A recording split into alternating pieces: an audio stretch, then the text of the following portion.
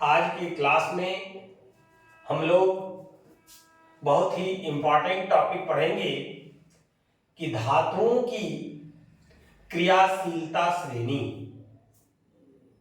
Activity series of metals, कि कौन सी धातु अधिक क्रियाशील होती है, कौन सी धातु कम क्रियाशील होती है, कौन सी धातु किसके रिस्पेक्ट में अधिक क्रियाशील है और कम क्रियाशील है। इन सब सारी चीजों की जानकारी इस टॉपिक के अंतर्गत हम लोग ग्रहण करेंगे।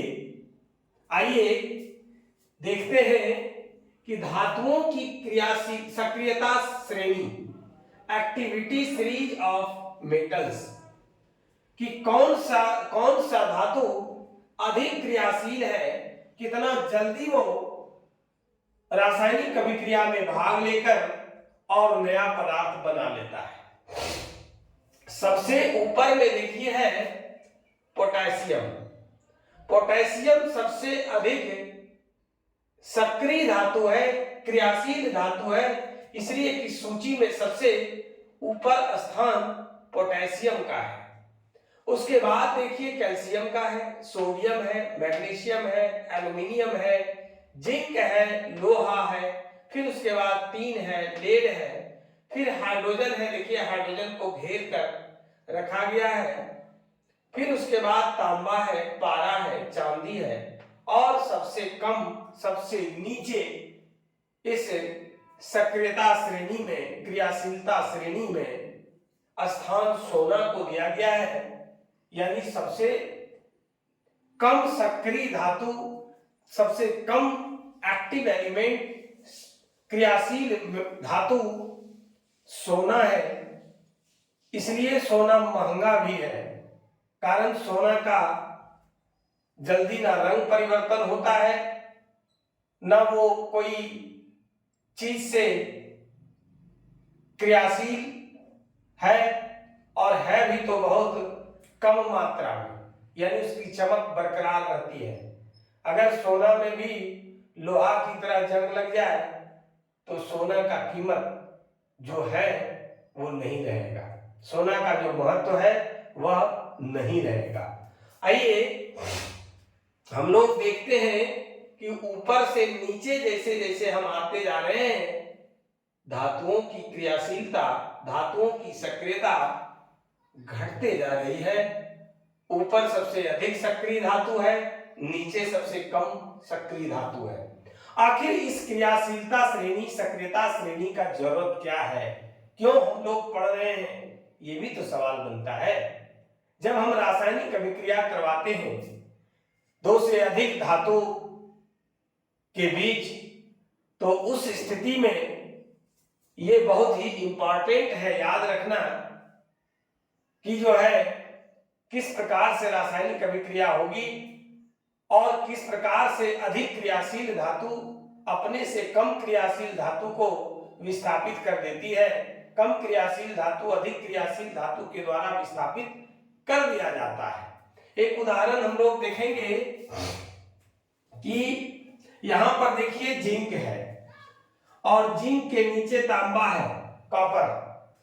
तो हम लोग सक्रियता श्रेणी को देख करके यह पता कर ले रहे हैं कि जिंक तांबा से अधिक क्रियाशील है, जिंक लोहा से अधिक क्रियाशील है, जिंक टीन से अधिक क्रियाशील है, लेड से टीन अधिक क्रियाशील है, टीन से लेड कम क्रियाशील है।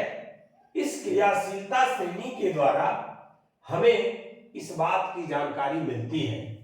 अगर मान लीजिए कि Zn की प्रतिक्रिया CuSO4 यानी कॉपर सल्फेट के साथ जब करा दी जाती है, तब क्या बनता है, ZnSO4 और प्लस Cu।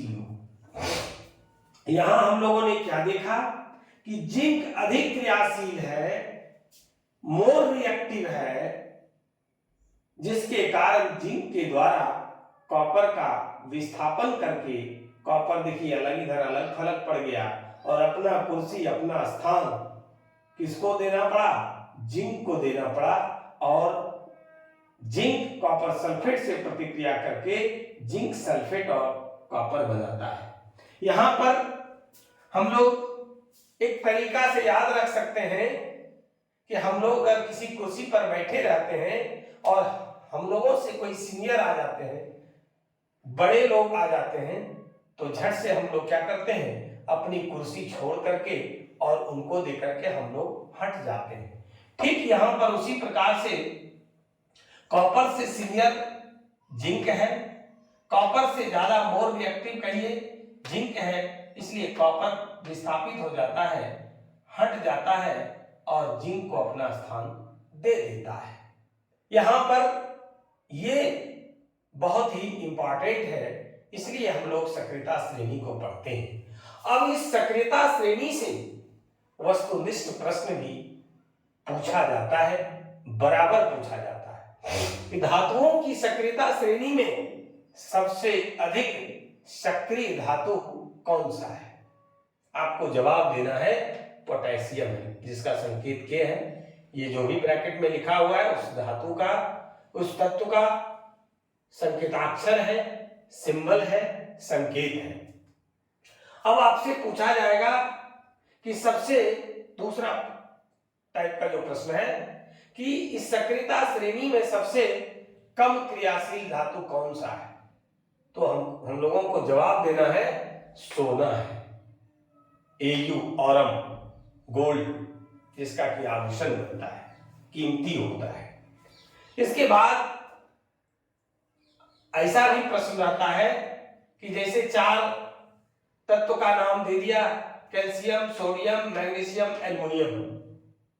अब इसमें से पूछा जाएगा कि निम्नलिखित धातुओं में, देखिए क्वेश्चन को समझिए, कैल्शियम, सोडियम, मैग्नीशियम, एल्युमिनियम, ये आपको दे दिया है 4 तत्व,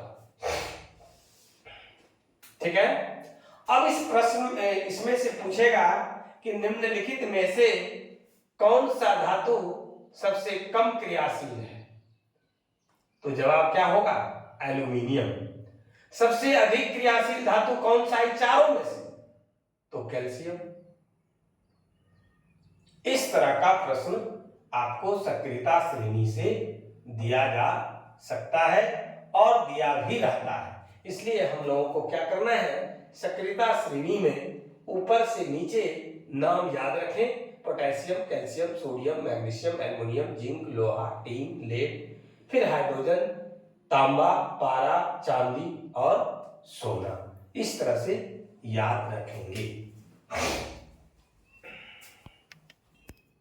अब आइए, एक रासायनिक अभिक्रिया है और इस तरह का प्रश्न बराबर पूछा जाता है और अपने आप में टिपिकल सवाल में से एक है। ये भारी सवाल विद्यार्थियों को लगता है, लेकिन आप वीडियो के अंत तक बने रहें, आपको बिल्कुल ही आसान लगेगा, हल्का लगेगा। और अगर किसी प्रकार की कोई परेशानी हो तो आप हमें कमेंट कर जरूर सूचित करेंगे। आइए, प्रश्न रहेगा किस प्रकार से, आंसर आपको किस प्रकार से देना है। सबसे पहले हम लोग को वो समझना है कि जब धातु की प्रतिक्रिया अम्ल के साथ कराई जाती है तब क्या बनता है। जब धातु की प्रतिक्रिया अम्ल के साथ कराई जाती है तब क्या बनता है। अभी हम लोगों ने धातु का सक्रियता श्रेणी को देखा, ऊपर से नीचे, उसी में से धातु को लेना है, वही धातु आपका अभिक्रिया में भाग लेता है। तो इस तरह से जवाब देना है, या आपसे अंग्रेजी में भी इस तरह से क्वेश्चन पूछ सकता है कि what happened when metal is treated with acid. What happened when metal is treated with acid. आपको जवाब देना है कि when metal is treated with acid then salt and hydrogen gas are form.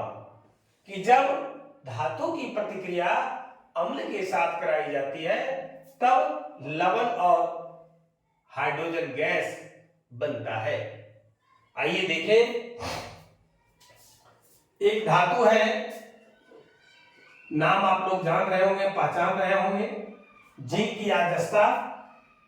एक अम्ल है, कौन सा अम्ल है? सल्फ्यूरिक अम्ल है, सल्फ्यूरिक एसिड है। और जब जिंक की प्रतिक्रिया अम्ल से, धातु की प्रतिक्रिया अम्ल से सल्फ्यूरिक एसिड से सल्फ्यूरिक अम्ल से जब कराई जाती है तब बनता है ZnSO4। क्या बनता है? ZnSO4 और हाइड्रोजन गैस मुक्त होती है, ऊपर निकल जाता है, इसलिए तीर चिन्ह से हमने ऊपर दिखा दिया। ये है हाइड्रोजन गैस, हाइड्रोजन गैस। अब है, इसका क्या नाम है? तो ये जिंक सल्फेट। ये जिंक सल्फेट लवण है, सॉल्ट है। क्या बना कि जब जिंक की प्रतिक्रिया सल्फ्यूरिक एसिड के साथ कराई जाती है तब क्या बनता है? What happened when zinc is treated with sulphuric acid? आपको जवाब देना है कि when zinc is treated with sulphuric acid then zinc sulphate and hydrogen gas are formed. Zinc sulphate is an example of salt।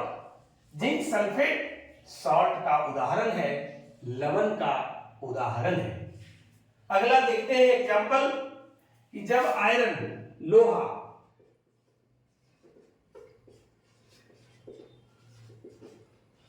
की प्रतिक्रिया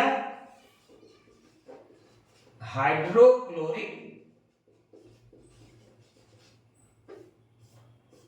अम्ल HCl के साथ कराई जाती है, आपसे प्रश्न पूछेगा what happened when iron is treated with hydrochloric acid?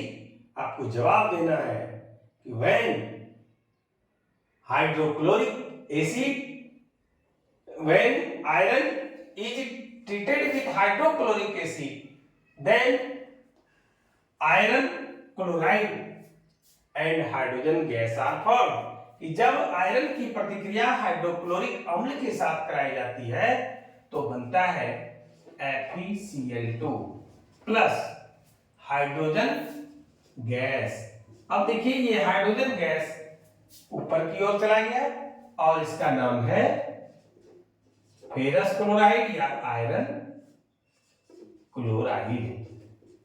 और ये हमारा जो है, क्या इसको कहते हैं? लवण कहते हैं, सॉल्ट कहते हैं। ठीक है ना? हम लोगों ने क्या पढ़ा आज के क्लास में? धातुओं की सक्रियता श्रेणी। क्या पढ़ा? धातुओं की सक्रियता श्रेणी कि कौन सी धातु अधिक सक्रिय है, कौन सा कम है। और दूसरा प्रश्न हम लोगों ने पढ़ा कि जब धातु की प्रतिक्रिया अम्ल के साथ कराई जाती है तब क्या होता है, तब क्या बनता है। अगर आज का क्लास, आज का वीडियो आपको अच्छा लगे तो आप लाइक और शेयर जरूर करें। जो लोग चैनल को सब्सक्राइब नहीं किए हैं, चैनल को सब्सक्राइब करें। आज की क्लास में बस इतना ही। धन्यवाद।